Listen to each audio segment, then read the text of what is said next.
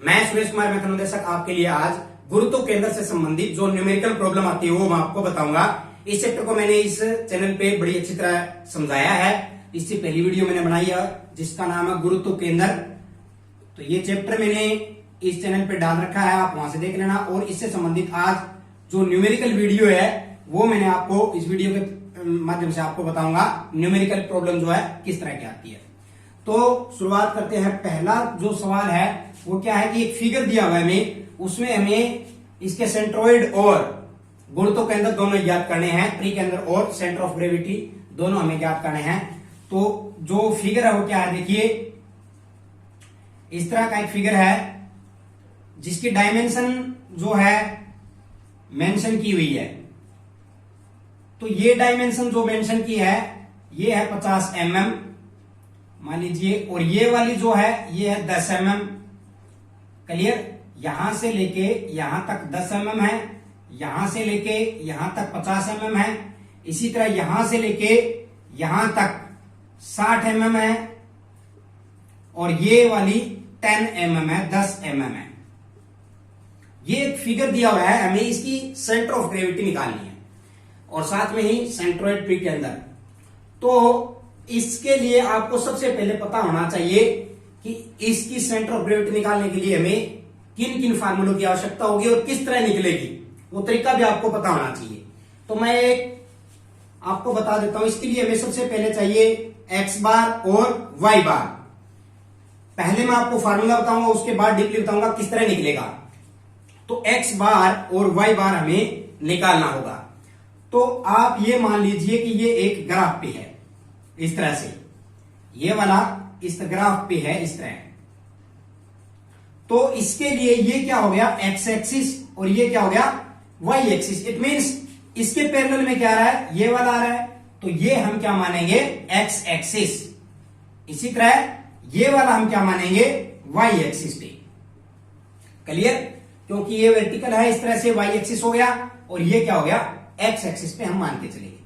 तो इस पे जो हम निकालेंगे एक्स बार और वाई बार, जो एक्स बार आएगा वो इस तरह आएगा, एक्स एक्सिस के पैरेलल आएगा। इसी तरह जो वाई ये आएगा एक्स बार, इसी तरह वाई बार जो आएगा वो वाई के पैरेलल आएगा इस तरह। क्लियर? तो जहां पे ये मैच करेगा वो इसकी क्या हो जाएगी सेंटर ऑफ ग्रेविटी, गुरुत्व केंद्र हो जाएगा। क्लियर? तो हमें इस तरह से इसकी सेंटर ऑफ ग्रेविटी निकालनी है। तो सबसे पहले भी इसके लिए किन किन की आवश्यकता होगी, एक्स बार और वाई बार की आवश्यकता होगी।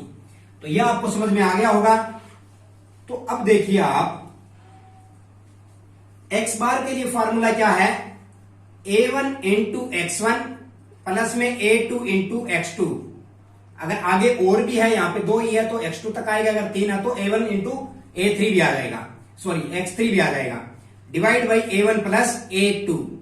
अभी मैं आपको इनके बारे में बताऊंगा कि a1 क्या है, a2 क्या है, x1 क्या है, x2 क्या है और किस तरह ये निकलेगा, वो भी मैं आपको डीपली पूरी तरह अच्छी तरह समझाऊंगा। इसी तरह आप ये मान के चले y बार जो है इसका फार्मूला क्या हो जाएगा, a1 into y1 plus a2 into y2 divide by a1 plus a2। तो इस तरह से x बार और y बार जो है निकलेगा। उसके बाद हम इसमें निकाल के वैल्यू पुट करके देख लेंगे तो फाइनल अपना आंसर आ जाएगा। लेकिन आपको यह पता होना चाहिए कि a1 क्या है, x1 क्या है, a2 क्या है, x2 क्या है, इसी तरह y1 क्या है और y2 क्या है और किस तरह से ये निकलेगा। तो ये फार्मूला आप याद रखो। अब हम निकालेंगे सबसे पहले इसका a1 और a2। क्लियर? तो ये फार्मूला आप जरूर लिख लें और याद भी कर लें। अब देखिए सबसे पहले हम निकालेंगे a1 और a2। तो देखिए a1 यहां पे आपको दो आयताकार में दिखाई दे रही है, रेक्टेंगल, दो तरह के रेक्टेंगल है।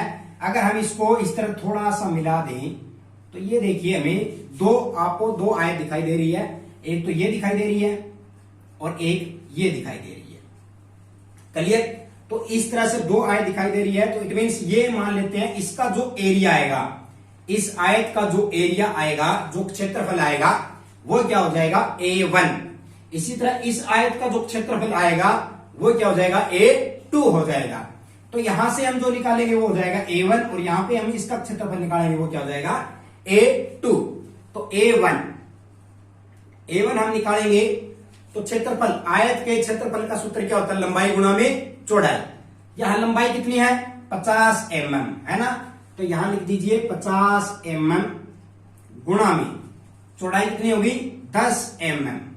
क्लियर, मल्टीप्लाई करोगे आप 50 गुणा में 10 कितना आ गया 500 mm स्क्वायर, क्योंकि क्षेत्रफल किस में आता है स्क्वायर में आता है। तो A1 क्या हो गया, इसका क्षेत्रफल हो गया जो कि कितना है 500 mm स्क्वायर। अब आप इसी तरह A2 ये वाला निकाल लीजिए। A2 निकालते समय आपको ध्यान रखना है क्योंकि ये कुल कितनी दी हुई है 60 दी हुई है। क्लियर, चौड़ाई की तो हमें फिक्स है, यहां पे दिखाई दे रही है 10 है, लेकिन इसकी जो लंबाई है वो कितनी दी हुई है 60 दी हुई है। लेकिन ये इतनी इतनी तो हमने पहली में भी निकाल ली है, इतनी तो हमने पहली में भी निकाल ली है। इट मीन्स ये अगर 10 है तो यहां से लेके यहां तक भी कितनी हो गई 10 हो गई 10 mm। तो हम ये 10 mm काट देंगे कितनी बची 60 mm में से 10 mm गई, कितनी बची, ये कितनी बच गई अब 50 mm बच गई, क्योंकि 60 में से 10 गया 50 mm। क्लियर, तो इस तरह से आप A2 का भी निकाल दो, लंबाई गुणा में चौड़ाई। लंबाई कितनी है यहाँ पे 50 गुणा में चौड़ाई कितनी है 10, बराबर में ये भी कितना आ जाएगा 500 mm स्क्वायर। तो दोनों जो है A1 और A2 जो है दोनों का मान बराबर आएगा 500 mm स्क्वायर। तो ये आ गया, मैं यहां पे लिख देता हूं A1 बराबर आ गया 500 mm स्क्वायर, इसी तरह A2 जो आया है वो बराबर आया 500 mm स्क्वायर। क्लियर, तो यहां पे आपको A1 और A2 दोनों डिसाइड हो गए हैं, आपने निकाल लिए हैं, आपका आधा काम हो गया है। अब हमें निकालना है X1, X2, Y1, Y2। जब हम X1 और X2 निकाल देंगे तो हम X बार भी निकाल देंगे। तो सबसे पहले हम X1 और X2 ही निकालते हैं। तो X1 और X2, अब देखिए आप X1 नाम से पता चल रहा है कि हमें X एक्सिस पे देखना है। मान लीजिए ये एक ग्राफ पे है, तो यहां पे हमें 2 X देखने हैं, कौन से हैं, एक तो ये हो गया X एक्सिस, क्योंकि इस तरह जाएगा तो X एक्सिस तो ये हो गया ना, तो इसके साथ में एक तो X एक्सिस ये बनता है, दूसरा X एक्सिस ये भी तो बनता है, छोटा सा यहां पे बन रहा है ना, क्योंकि एक ये होगी और एक ये होगी, 2 ही लाइनें जा रही हैं X एक्सिस के इक्वल, उसके जो परपेंडिकुलर है। तो ये वाली निकालनी हमें पहले, तो इसको निकाल दो X1 कैसे निकलेगा, X1 इसका प्री के अंदर हो जाएगा, जो इसकी लंबाई है उसकी आधी कर दो, आधी कर देंगे तो 50 mm इसकी कुल लंबाई है, इसकी आप आधी कर दो, आधी का मतलब बटे में 2 कर दो, 2 से ये कट के कितने पे आ गया 25, तो 25 mm क्या आ गया X1। इट मीन्स अगर ये पूरी 50 है तो यहां पे इसका आधा, ये वाला ये आधा क्या आ जाएगा इसका 25 mm क्या आ जाएगा X1 आ जाएगा। क्लियर, इसी तरह X2 निकाल दो। X2 यहां पे कितना दिया हुआ है, ये हमने पहले निकाल दी, इस तरह जो X एक्सिस के परपेंडिकुलर जो जा रही है, अब X एक्सिस के यहां भी X एक्सिस के ये भी परपेंडिकुलर जा रही है, ये क्या हो जाएगी X2 की कितनी है 10 mm, इसकी भी आधी कर दो, कितनी आ गई 5 mm, ये आ जाएगा X2। तो इसका आधा करोगे तो ये वाली लाइन जो है ये क्या कहलाएगी, ये आ जाएगी। समझ में आई कि नहीं, हमने पहले तो ये खींच दी है, देखिए ये वाली आ गई X1 और ये वाली आ गई X2, समझ में आ गया होगा। तो इस तरह से हमारे पास A1 भी आ गया, A2 भी आ गया, X1 भी आ गया, X2 भी आ गया। हम अब क्या ज्ञात कर सकते हैं, X बार ज्ञात कर सकते हैं। X बार का फार्मूला क्या हो जाएगा, यहां पे ये मैं ऊपर लिख देता हूं कि X1 कितना है आपका, X1 बराबर आया है 25 mm और X2 कितना आया है 5 mm। क्लियर, अब देखिए X बार का जो फार्मूला है वो क्या होता है, X बार फार्मूला है A1 X1 प्लस में A2 X2 divided by A1 plus में A2। क्लियर, तो ये देखिए A1 की वैल्यू पुट कर दो है 500 गुणा में X1 की वैल्यू है 25, फिर है प्लस का निशान, A2 कितना है 500, गुणा में x2 कितना है 5 divide by a1 plus a2 500 plus 500। Clear. अब आप देखिए बराबर में 25 की जब 500 के साथ गुणा करेंगे कितना आ जाएगा 25 15 125 और 2 जीरो 12,500। फिर प्लस का निशान 500 गुणा में 500 पंजे कितना हो जाता है 2500। 2 जीरो पंजू पंजू 25 तो ये आ गया 2500 डिवाइड बाई 500 और 500 दोनों को जोड़ोगे तो कितना आ गया 1000। क्लियर। अब ऊपरले को सबको जोड़ दो 12,500 में 2500 जोड़ोगे कितना आ जाएगा जोड़ दो इसको 0 और 0 के साथ 0 0 जोड़ी 2 जीरो आ गई 5 और 5 10 1 बच गया हासिल 2 और 2 4 और 1 5 और लास्ट में क्या है 1 कितना आ गया 15,000 आ जाएगा जब 12,500 में 2,500 जोड़ेंगे तो। और डिवाइड बाई कितना है 1000 तो ये इससे कैंसिल हो गया कितना आ गया 15 आ गया। इट मीन्स आपका जो x बार है वो कितना आ गया 15 आ गया। यहां पे हम लिख देते हैं x बार बराबर में 15। क्लियर। x बार बराबर में कितना आ गया 15 आ गया। ये आपको समझ में आया होगा x बार कैसे आया। फार्मूला मैंने आपको बता दिया a1 x1 प्लस में a2 x2 divided by a1 plus में a2। a1 क्या है पहली आयत का क्षेत्रफल a2 क्या है दूसरी आयत का क्षेत्रफल x1 क्या है ये वाला आधा इसका आधा x2 क्या है इसका आधा। क्लियर। इसको मल्टीप्लाई करके जो काट पीट के आपका फाइनल आएगा वो आएगा x bar is equal to 15 या 15। तो इस तरह से आपने x बार निकाल लिया। अब हम ज्ञात करेंगे y बार। तो y बार के लिए हमें क्या चाहिए देखिए फार्मूला वही रहेगा जिसमें हमने a1 और a2 तो हमने ज्ञात कर लिया है। हमें यहां पे क्या चाहिए y1 और y2 चाहिए। फार्मूला यही रहेगा यहां पे y1 और y2 आ जाएगा तो हम y बार भी ज्ञात कर सकते हैं जिसके लिए a1 और a2 तो हमने पहले ही ज्ञात कर रखा है। हमें ज्ञात क्या करना है y1 और y2। तो हम सबसे पहले अब ज्ञात करेंगे y1 और y2। क्लियर। तो देखिए अब हमें ज्ञात करना है y1 और y2। इसमें आपको थोड़ा ध्यान देना है क्या है हमने पहले जब x1 और x2 ज्ञात किया तो वो किसके परपेंडिकुलर था x एक्सिस के। तो हमने एक तो ये वाली उठाई थी और एक ये वाली। अब हम y जो है एक्सिस उसके परपेंडिकुलर देखेंगे उसके पैरेलल देखेंगे हम परपेंडिकुलर की पैरेलल देखेंगे तो क्या आ जाएगा ये वाला। एक तो ये आ गया और ये आ गया दो आ गए। तो आप यहां पे देखिए y1 बराबर क्या आ जाएगा पहले तो इसको देखो y1 ये आ गया। ये देखिए ये y एक्सिस है तो ये भी तो y है इधर ऐसे। तो ये कितना आ गया 10 mm बटे में 2। इसका आधा कर दीजिए आधा करने पे कितना आ जाएगा 5 mm। क्लियर। तो इसका जो 5 mm आया वो क्या हो जाएगा ये वाला आधा। ये 10 है टोटल इसका आधा कितना हो जाएगा 5। ये यहां पे मेल खा गया मान लो इससे मैच हो गया। तो ये तो आ गया y1 5 mm। y2 देखेंगे हम y एक्सिस के पैरेलल में तो एक तो ये हो गया और दूसरा ये वाला है। ये वाला है तो हम क्या इस पूरे को लेंगे पूरे को नहीं लेंगे। हम क्या करेंगे जो इतना दिया हुआ है पहले y तो ये पूरा ही हो गया ना। क्लियर।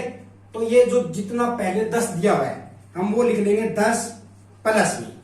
अब इस 10 के अलावा कितना बच गया ये 50। ये वाला 50 बच गया ना। इस 50 का आधा कर दीजिए। इस 50 का आधा किया कितना आ गया 25। 25 में 10 जोड़े कितना आ गया 35 mm। तो यहां से जब 35 mm यहां से चलेंगे जहां पे ये 35 mm हो जाएगा वहां पे इसका हम कट लगा देंगे कि ये इसका आधा हो गया। क्लियर। तो इस तरह से मान लीजिए यहां पे आ गया ये हो गया 35 mm। तो ये y2 आ गया और ये क्या आ गया y1 आ गया। तो अब आप क्या याद कर सकते हो y बार। एक बार फिर से मैं आपको बता देता हूं y1 कैसे निकाला। y1 हम y एक्सिस के जो पैरेलल है हम उसको देखेंगे उसके समांतर देखेंगे। y एक्सिस अपना ये है हमारा। तो इस y एक्सिस के एक तो ये वाली आ रही है पूरी और एक ये छोटी ये आ रही है 2 लाइनें आ रही है। तो इस 10 mm को पहले y1 बना लेंगे, डिवाइड बाई 2 करके 5 mm आया, हमने इसको काट दिया इस तरह से। इसी तरह हम y2 ज्ञात करेंगे, ये वाला y2 है, इसमें हम ये 10 mm तो पहले पूरा लेंगे, प्लस में क्योंकि ये इतना बचा हुआ है, y तो ये पूरा ही है, इतना बचा हुआ है, इसका हम आधा करके उसमें जोड़ देंगे। 35 आ गया, नीचे से हम चलेंगे जहां पे 35 आ गया वहां पे हम इसको कट लगा देंगे। तो ये इसका बीच का आ गया, ये सेंट्रोइड आ गया, इसका प्री केंद्र आ गया, दोनों का। क्लियर?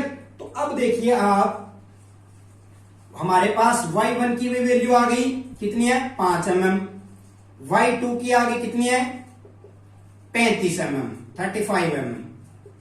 अब आप देखिए हमें क्या करना है, y bar, y bar is equal to क्या हो जाएगा, a1 y1 फार्मूला वही है a2 y2 divide by a1 plus a2। Clear?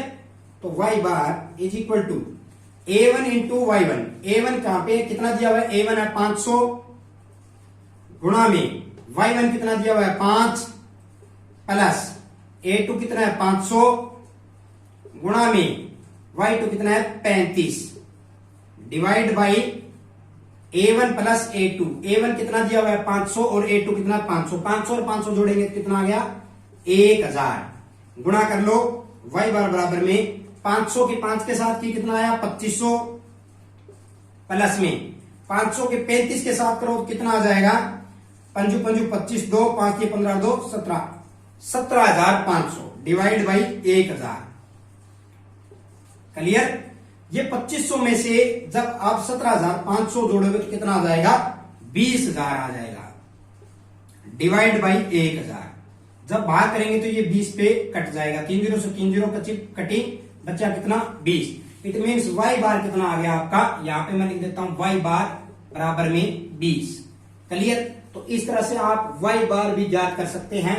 अब हमने x बार भी ज्ञात कर लिया और y बार भी ज्ञात कर लिया, तो ये वाली मान लो आई है, तो ये क्या आ जाएगी, x एक्सिस के जो पैरेलल आ रही है, तो ये होगी x बार। क्लियर? जो कि कितनी है 15, और ये वाली जो आ रही है ये आ गई y बार जो कि कितनी है 20। तो जहां पे ये मिलेगा वो इसकी सेंटर ऑफ ग्रेविटी हो जाएगी, जिसको हम बड़े G से दर्शाएंगे, या CG सेंटर ऑफ ग्रेविटी, या फिर G से। तो क्लियर? ये आपको समझ में आया होगा कि x बार और y बार कितना हो गया। यहां पे आपको लिखना है तो पहले x बार की वैल्यू लिखी जाएगी, उसके बाद y बार की वैल्यू लिखी जाएगी 15 और 20। तो इस तरह से आप इस जो फिगर है इसका आप गुरुत्व के अंदर ज्ञात कर सकते हैं। उम्मीद करता हूं कि ये बड़ी अच्छी तरह आपको समझ में आया होगा। इसके बाद मैं आपको एक और सवाल लेके बताता हूं, जिसमें मैं आपको टी टाइप की जो है फिगर है उसका बताऊंगा। तो ये तो एल टाइप लगा लो आप। अब मैं आपको टी टाइप की फिगर दिखाता हूं, वो दूसरा है।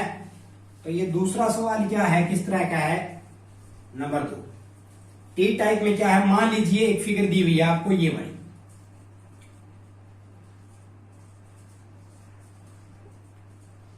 ये एक फिगर दी हुई है। क्लियर?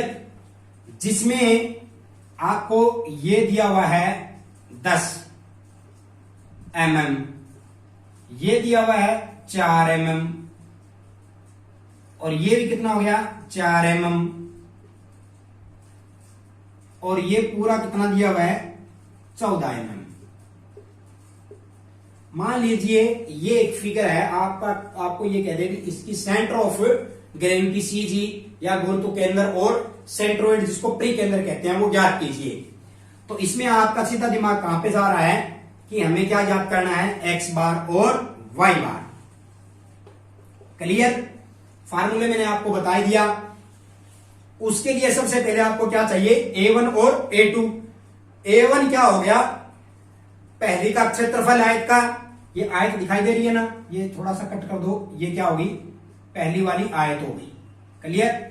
तो इस तरह डॉटेड लगा लो ये हो जाएगी a1 और ये हो जाएगी a2।